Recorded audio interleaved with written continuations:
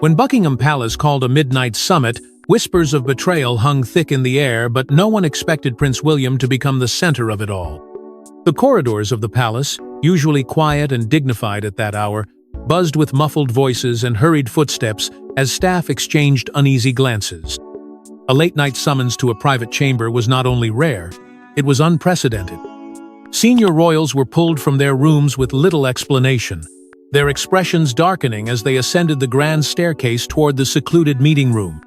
This was not merely a family gathering, this was something far more sinister. The unusual urgency sparked a flurry of speculation among attendants and aides who lingered in the shadows, hoping to catch a glimpse of the unfolding drama. Eyes widened as Queen Camilla was seen arriving through a side corridor, her face pale and strained, clutching her shawl in nervous hands. The woman who usually commanded a room with quiet authority now seemed visibly flustered, her composure fractured by whatever storm was about to break. And then came William. Alone, with his head held high and his stride unwavering, he entered the chamber carrying a folder thick, heavy, and gripped with a kind of determination that sent a chill through everyone who saw him. His steely resolve made it clear he was no passive witness tonight.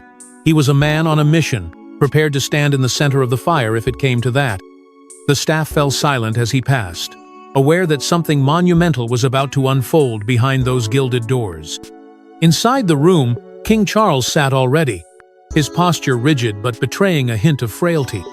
His fingers drummed nervously on the arm of his chair, his eyes darting between William and Camilla, as though already suspecting what was coming but dreading it all the same. He looked older in that moment, stripped of the grandeur of his station and weighed down by the knowledge that something or someone in this room had brought disgrace to the crown. The inner circle of the family stood at attention. Princess Anne, sharp-eyed and unreadable, leaned against the wall, her arms crossed as if bracing herself. Prince Edward lingered by the window, avoiding everyone's gaze, while Catherine sat quietly, her hands folded in her lap but her shoulders tense, prepared for impact. None of them spoke. The air was thick with expectation, each waiting for someone else to break the silence. And so they stood, an assembly of glacial glances and unspoken accusations, while the heavy hush in the chamber deepened. The question hung between them like a guillotine. Who betrayed whom? Who in this sacred circle had violated the trust of the family, the nation, and the crown? All eyes shifted to William, who remained standing at the head of the table, his breath steady, his jaw clenched.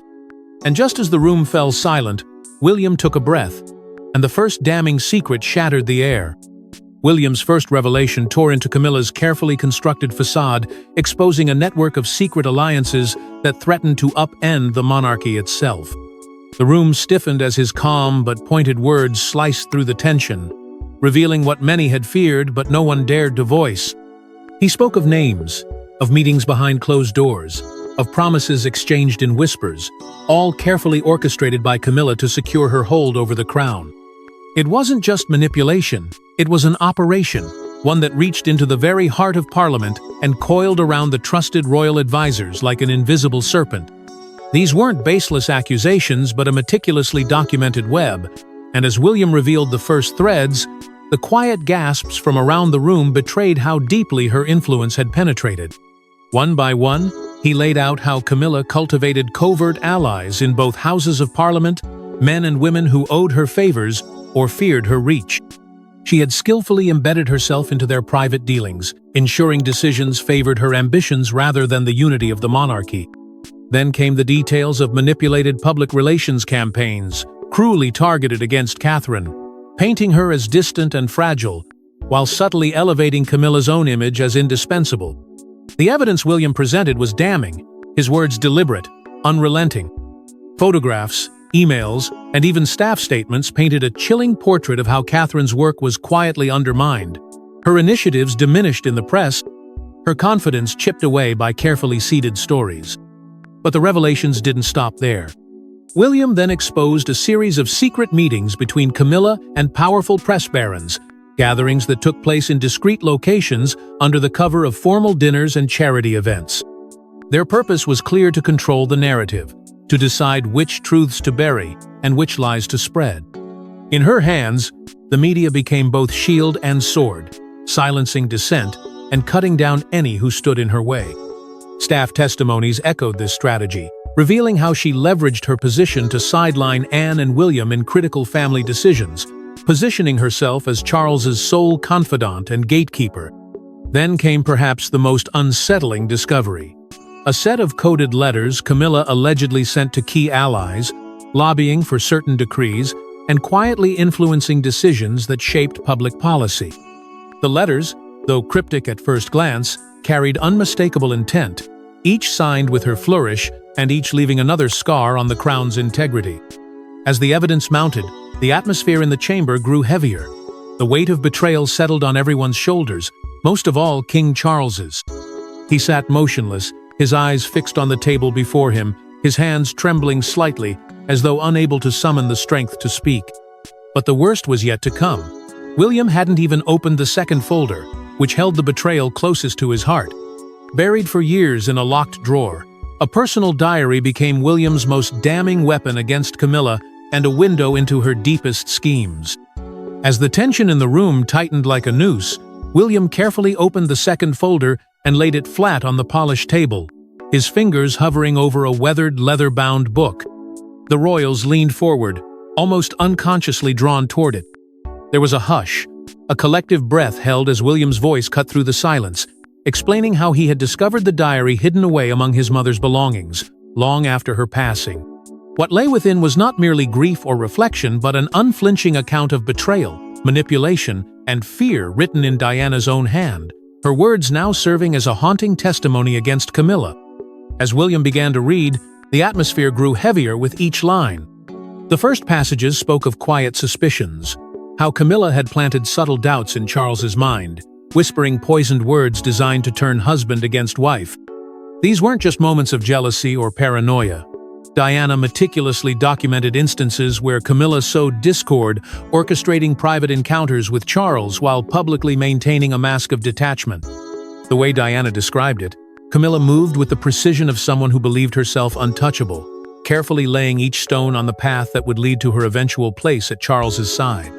But then came the chilling confession, the moment where Diana wrote she feared Camilla wasn't content with simply being the other woman. Diana suspected Camilla had begun to envision herself as queen long before anyone dared utter the thought aloud. She detailed how Camilla maneuvered around her, exploiting Diana's youth and insecurity, watching her unravel while stepping into the vacuum she created. "It is as though she waits for me to fall apart," Diana wrote, "so she may rise unchallenged." The words rang out in the room, heavy with accusation, and left even the most stoic members of the family unable to meet each other's eyes. The diary didn't stop there.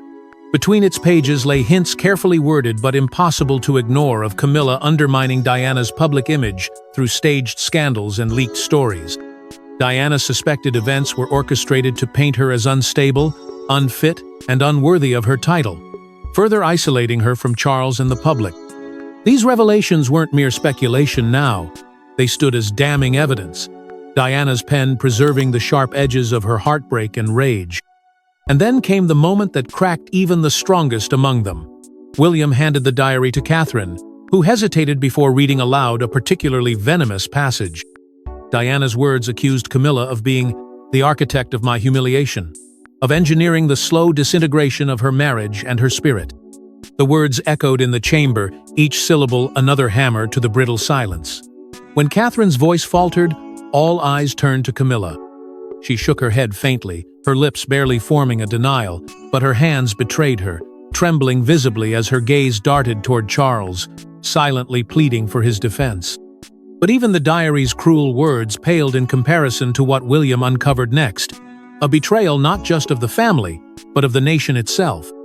William's voice sharpened as he opened the next folder, revealing evidence of financial misconduct, so staggering it left even the king speechless. The atmosphere, already taut with tension, now shifted into something colder, darker, as the quiet rustle of papers seemed louder than anything that had come before. William looked up only once before speaking, his gaze steady and unflinching, then began to lay out the truth.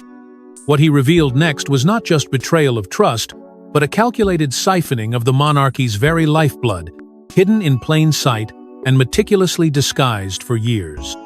The weight of it landed on everyone in the room like a hammer. The documents showed a shocking trail of palace funds, earmarked for public service and maintenance of royal duties, traced into private accounts connected to Camilla's closest confidantes. Names no one expected appeared again and again, intertwined with her own family's, forming a web of transactions that could no longer be explained away as mere coincidence.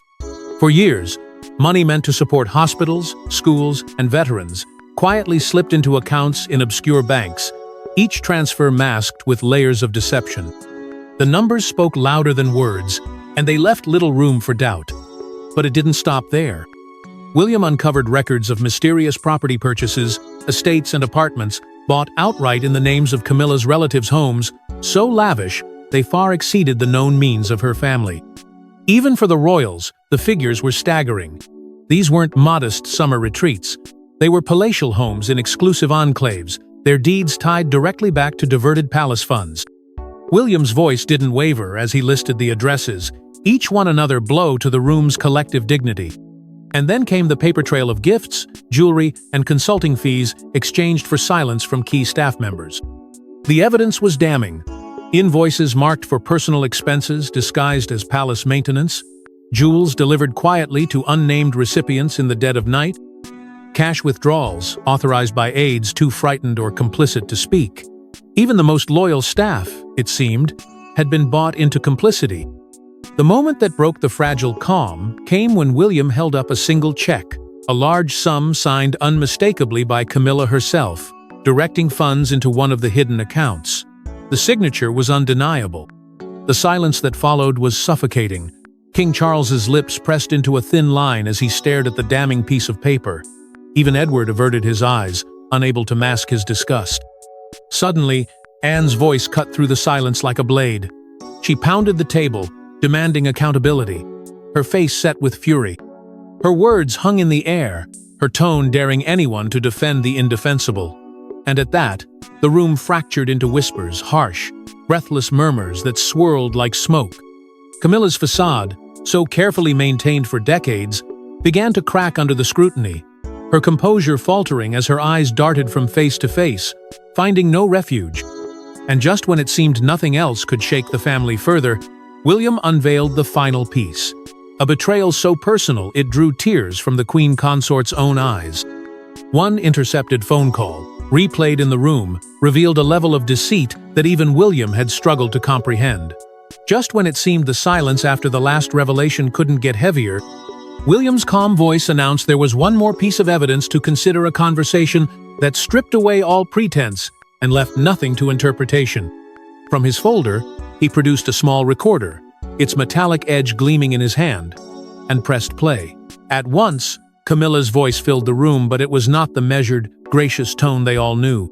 It was mocking, sharp, dripping with contempt. The words sent shivers down the spines of everyone present.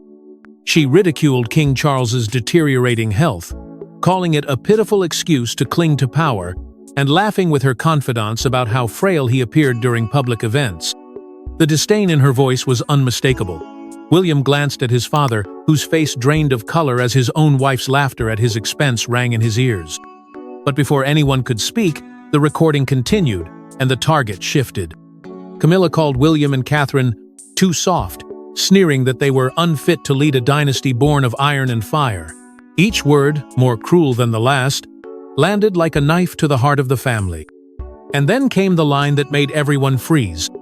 Her voice, clear and confident, declared she would rather see the monarchy collapse under her watch than watch William thrive. The bluntness of it stole the air from the room. There was no strategy, no subtlety, just pure venom spoken behind closed doors. The silence that followed was deafening until the eruption came. Anne's hand slammed down on the table. Edward swore under his breath. Even the most composed staff could not hide their shock. But it was Charles who absorbed the blow most painfully. He turned away, one hand gripping the arm of his chair so tightly his knuckles whitened, his eyes staring into nothing, as if the woman he thought he knew had vanished before his eyes. Camilla, now visibly trembling, began to stammer. Her words were disjointed, defensive, pleading, but no one dared to meet her eyes. No one reached for her hand. No one rose in her defense. The betrayal was too raw, too loud, too undeniable. It wasn't just the content of her words, but the ease with which she spoke them, the confidence that no one would ever hear. The recording ended with her laughter fading into silence, and when the sound finally stopped, William leaned forward slightly and spoke.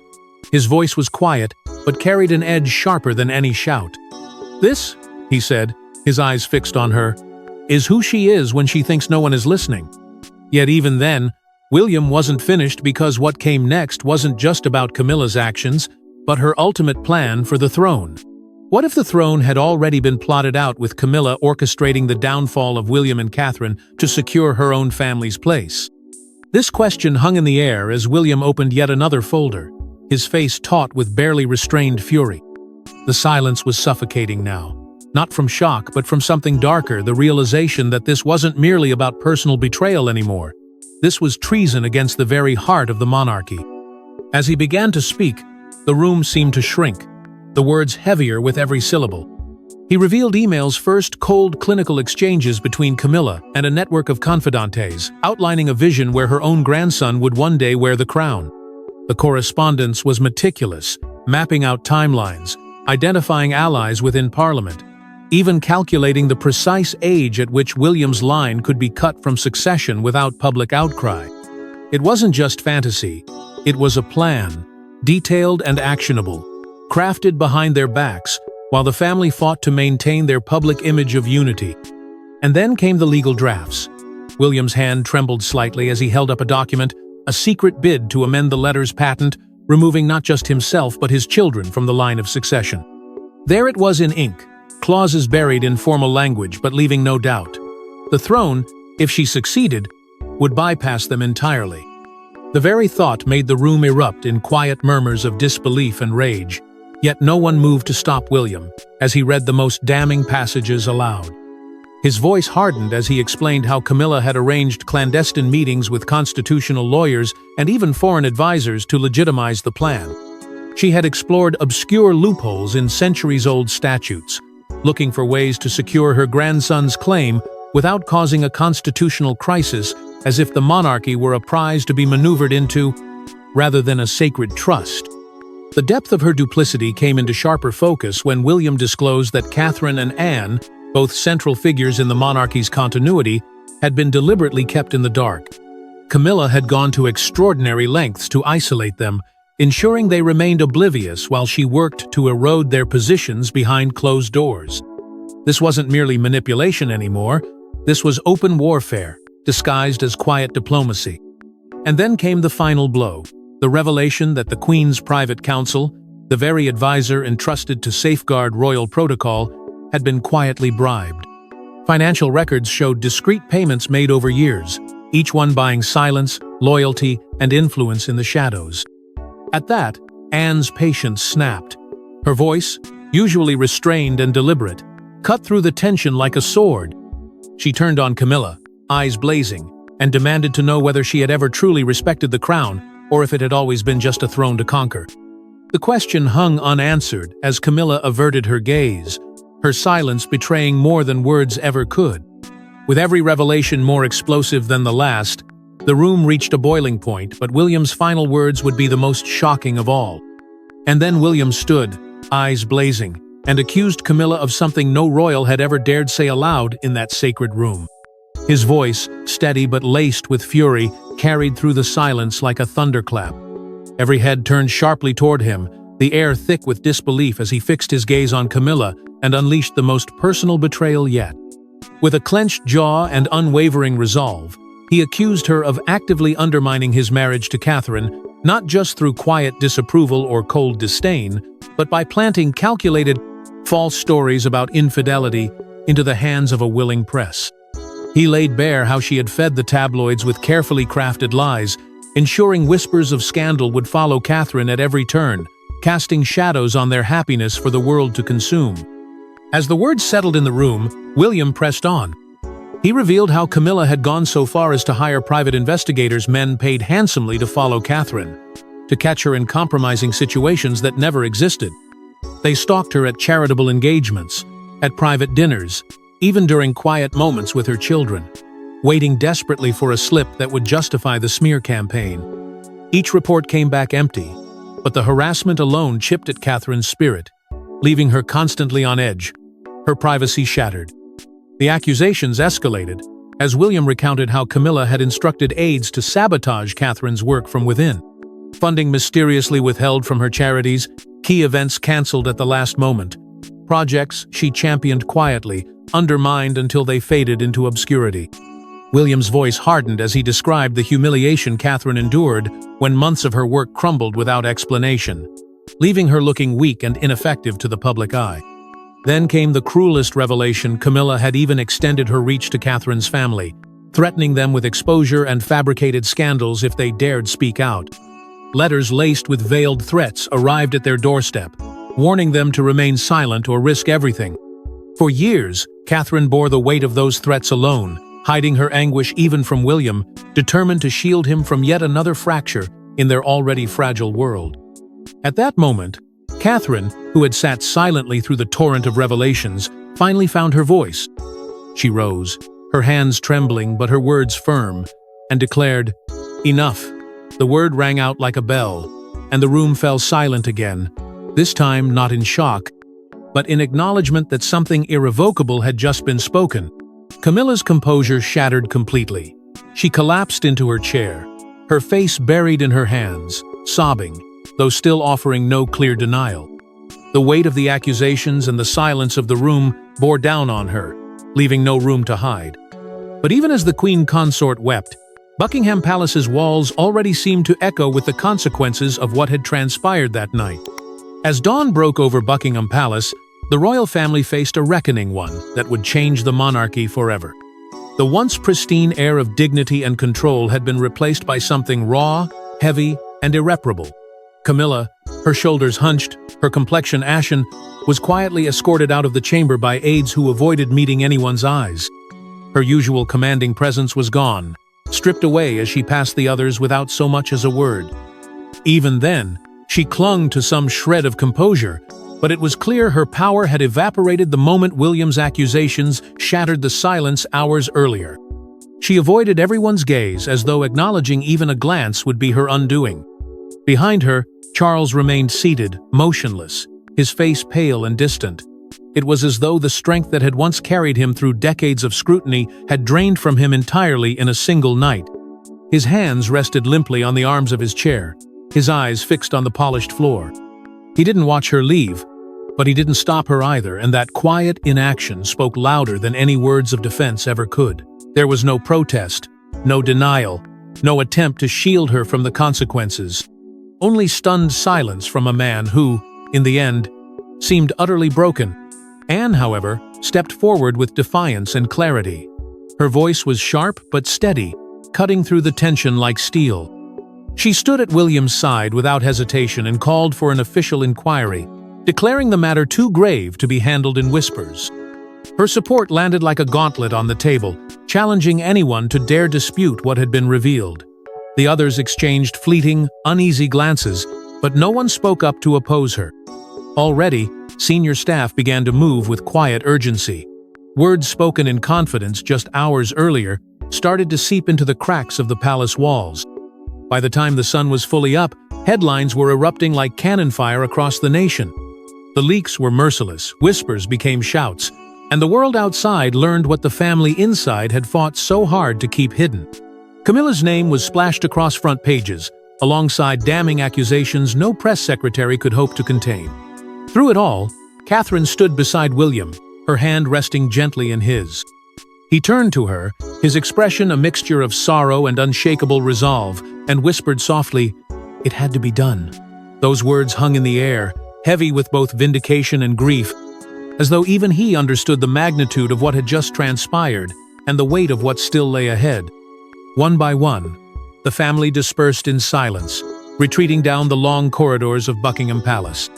Every footstep echoed off the cold stone walls, each one carrying betrayal, shame, and a suffocating uncertainty about what was to come. The grandeur of the palace could no longer mask the fractures beneath its gilded surface. And yet, even as Camilla retreated into the shadows, the nation waited, holding its breath for what William would say next. That evening, William emerged from the palace, stepping into the light to deliver a message that would define his legacy and the monarchy's future. After hours of silence and speculation, after whispers turned into headlines and headlines into outrage, the world waited to hear what he had to say. He stood before the cameras flanked by Catherine and Anne, the two women who had borne the brunt of the betrayal alongside him, and his presence alone silenced the crowd. His face bore the gravity of what had transpired but also carried something defiant, something unshaken even under the crushing weight of the night's revelations. His voice was steady at first, though there was no mistaking the emotion beneath. He acknowledged the pain and betrayal that had been laid bare in the palace walls, confessing that no words could fully capture the sorrow he felt for the family, and for the nation forced to watch its most sacred institution unravel. He did not shy from the truth, nor did he shield himself from its consequences. Yet even as he spoke of the cracks revealed that night, he reminded the nation and the world of the resilience of the crown. The monarchy, he said, was not built on one individual, nor could it be broken by one individual's ambition. His words then turned sharper, more resolute, as he called openly for transparency and accountability at every level of royal life. No more shadows, no more whispers. He vowed a renewed commitment to serving the people, not as rulers above them but as stewards of a trust handed down for generations. He promised reforms that would ensure loyalty to the public, not to personal power, and insisted that faith in the monarchy could only be rebuilt by facing its darkest moments head-on. And then, without ever saying her name, he delivered his quietest blow, yet a reminder that no one, not even a queen consort, was above the crown. The words hung in the air like a challenge, veiled but undeniable, a line drawn for all to see. His voice cracked slightly when he turned to thank the public for their unwavering faith in him and Catherine, acknowledging that their strength came from the people who still believed in them despite everything. Catherine's hand tightened around his, and Anne's stoic gaze never left his side as he continued. At last, he ended with a vow, his words heavy with both sorrow and determination. He promised to restore honor to the institution Diana had once cherished, to rebuild what had been broken not just for himself or his children, but for the legacy his mother had died believing in. The room fell still as he stepped back from the podium, leaving behind a silence charged with hope, fury, and resolve. And as William stepped back from the podium, the weight of his words still hung in the air, a promise and a warning that the monarchy would never be the same again. Thanks for watching. Don't forget to like and subscribe, and we will see you in the next one.